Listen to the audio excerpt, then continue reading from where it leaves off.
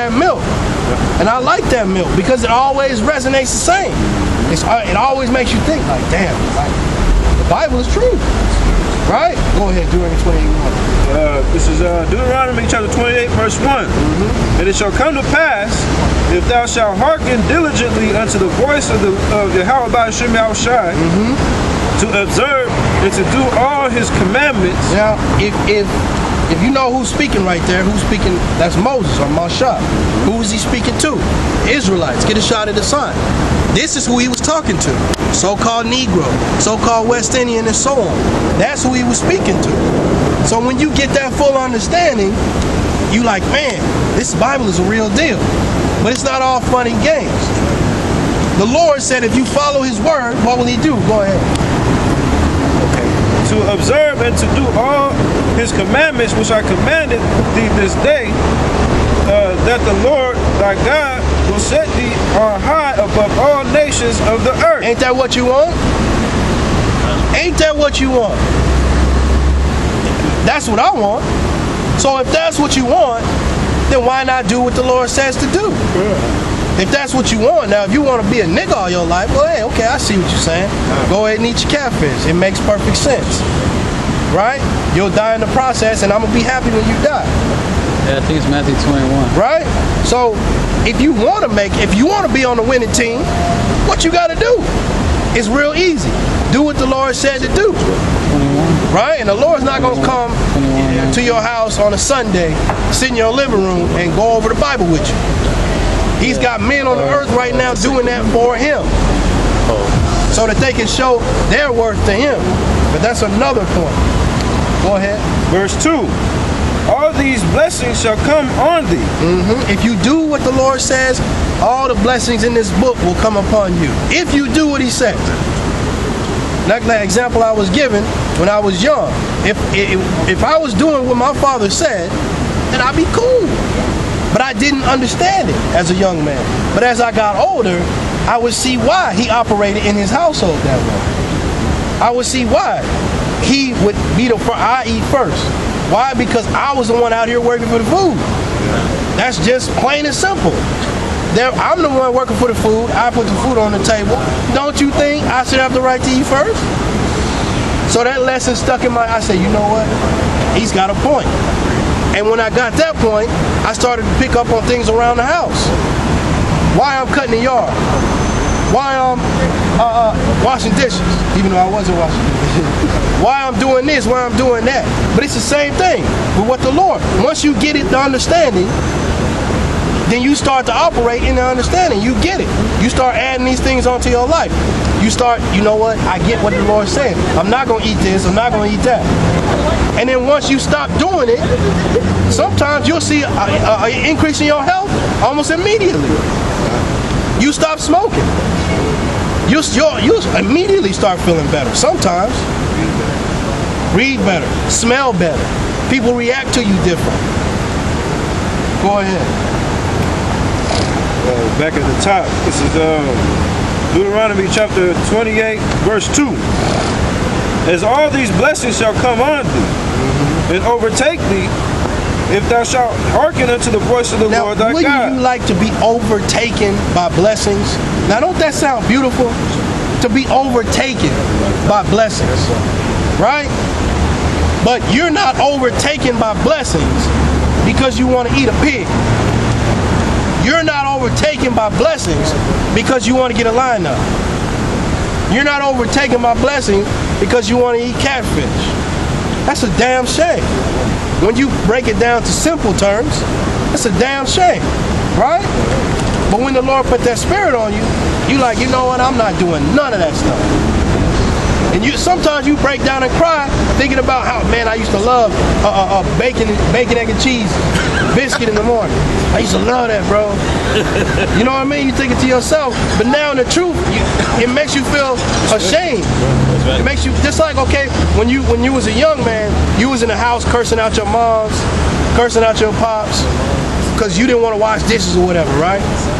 But when you get older and you got your own kids, it's 3 o'clock in the morning one night, you call them crying like, man, I'm sorry I was acting like that. I've been whooping my kids all day. They was doing the same thing I was doing. I've been beating their ass all day.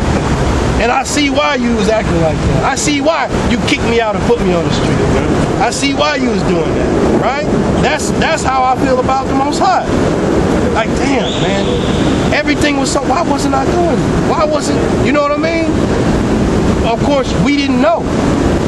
Right? We didn't know. We weren't exposed to it. That's not an excuse. But see, with us, it was exposed to us, and we took it, and we ran with it. But these people out here, they took it and did like a football on fourth down. They punted it. They didn't want to be around us. Go ahead. Verse 3. Blessed shalt thou be in the city. Do you have that parable? Go ahead. Hold that. the right one because it's a lot of us. Just whatever you got. This is Matthew 24 and 32. Now learn a parable of the fig tree. When its branch is yet tender and putteth forth leaves, ye know that the summer is nigh. So likewise ye, when ye shall see all these things, know that it is near, even at the doors. Verily I say unto you, this generation shall not pass till all these things be fulfilled. That's a good one, but I'm talking about the one where the Lord cursed the fig tree. I got it right here. It's Go ahead. Somebody get the camera for the brother. Let me read it. The one where the Lord cursed the fig tree. This is Matthew chapter 21, verse 19. And when he saw a fig tree in the way, he came to it and found nothing thereon, but leaves only, and said unto it, let no fruit grow on thee henceforward forever. And presently the fig tree withered away. And when the disciples saw it, they marveled, saying, how soon is the fig tree withered away? Because it wasn't supposed to be withered away that fast. That process was way too fast. They was like, damn, how did it get so old and wither away so quick? Go ahead. Yahushua answered and said unto them, verily I say unto you, if you have faith and doubt not, you shall not only do this which is done to the fig tree, but also if you shall say unto this mountain, be thou removed, and be thou cast into the sea, it shall be done. That's right. And all things whatsoever ye shall ask in prayer, believing ye shall receive. And when he was come into the temple, the chief priests of the elders of the people came unto him as he was teaching, and said, by what authority dost thou do these things? That's good on that. That's not the one I wanted either, but that's a good one. That's a very good one. And the point of what the point of what I'm saying with that fig tree is, for example, you're a fig tree with no figs. What good are you on the earth? Like the brother said, you know what? You made yourself into some chopping wood. Great job. You were supposed to be a fig tree and live as a fig tree. And people are supposed to be happy to see you and pull figs and say, man, I love this tree. Right? The same thing. What is a so-called black man that's thinking he's really a black man? I should say, what is a Judite man that's thinking he's a black man? He's a fig tree with no figs. He's calling himself an African American. He's calling himself black. That's a fig tree with no figs. And you know what we're going to do with that? We're going to chop the motherfucker down and throw him in the fire. Because he did that to himself. That's what the Lord did. He said, you are an Israelite man. But okay, you want to live as a Greek? You want to live as a Roman? As an American? You know what? Go into the fire. That's it. It's the same exact thing. Go ahead. Yeah, we're going to jump to 15. But stay there. Read a little more. Okay. This is Deuteronomy. Matter of fact, start on the verse up where you was at. Where I was at? Yeah. Okay, this is Deuteronomy chapter 28 verse 2. And all these blessings shall come on thee and overtake thee. And like I said, wouldn't you like to be overtaken by blessings? I don't even know what that means. Everything's going right. You know what I mean? Everything's hidden. Right? To be overtaken by blessings, man, I would love that. But right now, you're overtaken by what? Curses. Right? You overtaken by all the wrong things on the earth. But the Lord didn't intend for you to be like that. The Lord chose a different path for us. But as soon as we get out of Egypt, we got a golden calf. The Most High parted the sea for you to be able to get away. from the army of Egypt. And as soon as the water clear up, got a gold calf. Had nothing to do with the Most High. No, you know, they arguing, man. It was so much better back in Egypt. Why don't we go back there? They cursing the Lord for bringing them out of Egypt now. But that's our people. You want to go back? Okay, go back. You're going to die in that same life. Go ahead, keep reading. If thou shalt hearken unto the voice of the Lord thy God. Blessed shalt thou be in the city, and blessed shalt thou be in the field. And that's the exact opposite of what we are now. We are not blessed in the city. We're cursed in the city. Every city you go to, where is the so-called black man? In the ghetto. And somebody want to look up that word ghetto, they can. You in the projects, you in the ghetto. And then what's always around the projects and ghetto? A fence. You start to wonder, is this fence to keep them out? Or keep people from coming in there? Or to keep them niggas locked up in there? You start wondering like, damn, I think that fence is to keep them niggas inside of there. And that's exactly what it is. It's a prison camp. Go ahead. Verse 4. Blessed shall be the fruit of thy body, and the fruit of thy ground, and the fruit of thy cattle, the increase of thy kin. None of that stuff is happening to our people right now. To our people on that side. We are not blessed. But I'll show you through the scriptures what we are. In truth right now. Go to verse 15. Deuteronomy chapter 28, verse 15. But it shall come to pass if thou wilt not hearken unto the voice of thy Lord, Which you didn't. You didn't. thy God, to observe to do all his commandments and his statutes, which I command thee this day, that all these curses shall fall upon thee and overtake And that's thee. what happened to our people. All those curses came upon us. The brother got the definition right there. Which one you got? We'll go with it. This is the Mayan dictionary online. Now this is the short version. Ghetto, a part of a city in which members of a particular group or race live, usually in poor conditions. And we're talking about cities here in America. He said particular. Now what particular group is in those ghettos in America? And then you can try to move it all around and change it all you want to, but you know who it is. Those people on that sign. It's not just the black man. It's not just the Mexican. It might look like that if you live here in Texas. Right. When you go to other cities and states, you'll see the Puerto Rican. Just different names. Yeah, exactly. Dominican, the Cuban. You go to Miami, you'll see the Cuban down there looking crazy. You go to New York, you see all of them down there looking crazy. Haitians too. Niggas, it's the ghetto. For the Latinos, it's the barrio. And for the Native Americans, it's the reservations. Con. That's exactly what it is for the Native American. It's a reservation. Ain't nothing but a ghetto. A particular race stuck to that poor condition within a city. Prison camp. And so like, a reservation is definitely a prison camp. The poorest part of the city.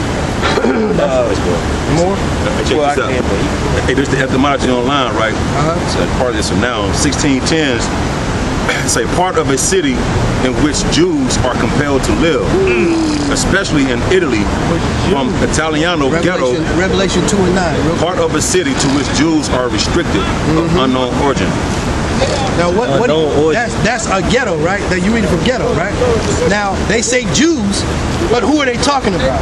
They know what they're talking about. They're talking about them gutter rats are over there. But the scriptures tell you that those gutter rats are not those true Jews. But it's funny that they use the word, right? Because they telling the truth and not even knowing that they Time, done. brother. Oh, then I go all the way down. You know? It's go all the way down, or Italian, You can start at the top and read. or read the ghetto, whole like the boroughs, like the boroughs. thing. Read the whole thing. It said part of a city in which Jews are compelled to live, especially in Italy, from Italian ghetto, part of a city to which Jews are restricted of unknown origin. And that's exactly what we're saying. Part of a city to which the true Jews are restricted. To which the truth of the matter, Deuteronomy 28 and 15, they're restricted to those parts of the city. The gutter parts of the city. Revelation 2 and 9, real quick. And we say this, but we back it up as well. This is all milk. This is all milk. It's all easy stuff. But that easy stuff is so important in your life. The hard stuff is built upon this easy stuff. Go ahead. Revelations 2 and 9. I know thy works and the tribulations and poverty, but thou art rich.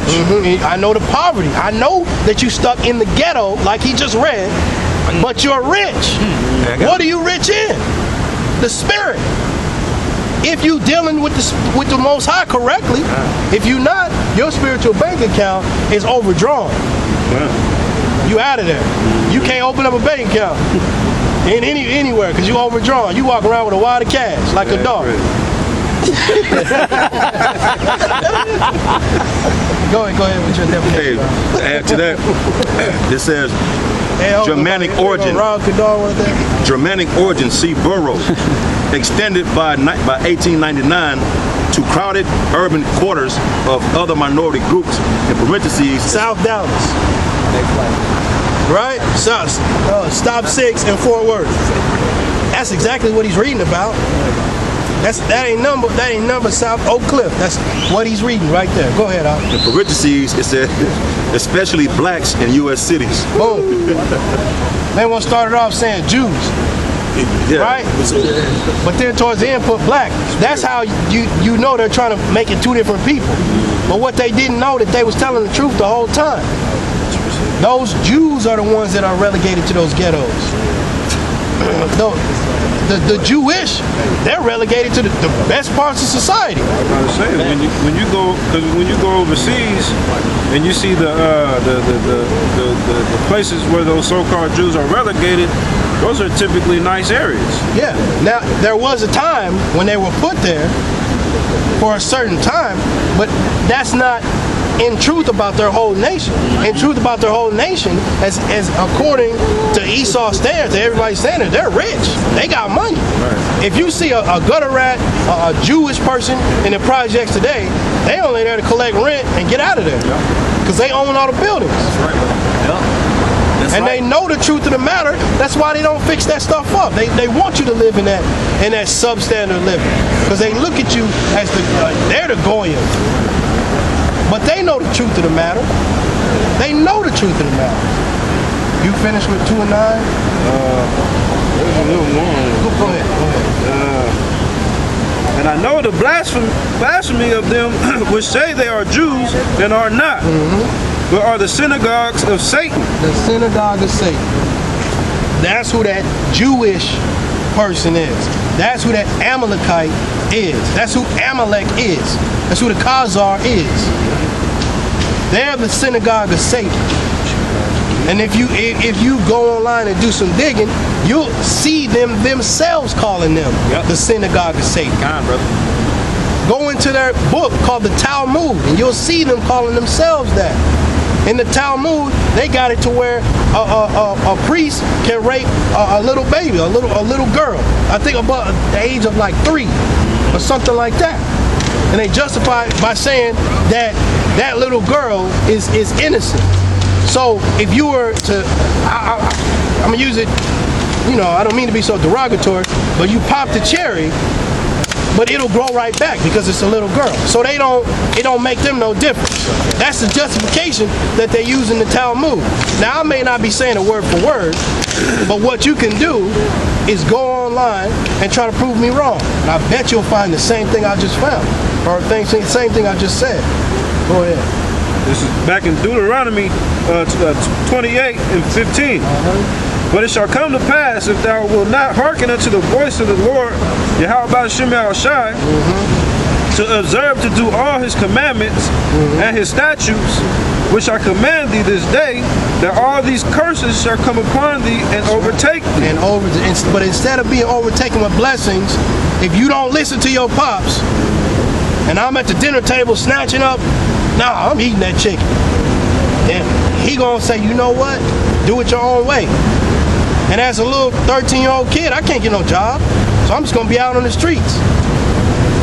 And I was watching a documentary about them young kids in Houston. I think it was in the 80s or the 90s. They was running away from home trying to do their own thing. They ended up on the street selling themselves to old men in limousines, driving around the city On Westheimer. looking for little lost boys. That's where they do it at.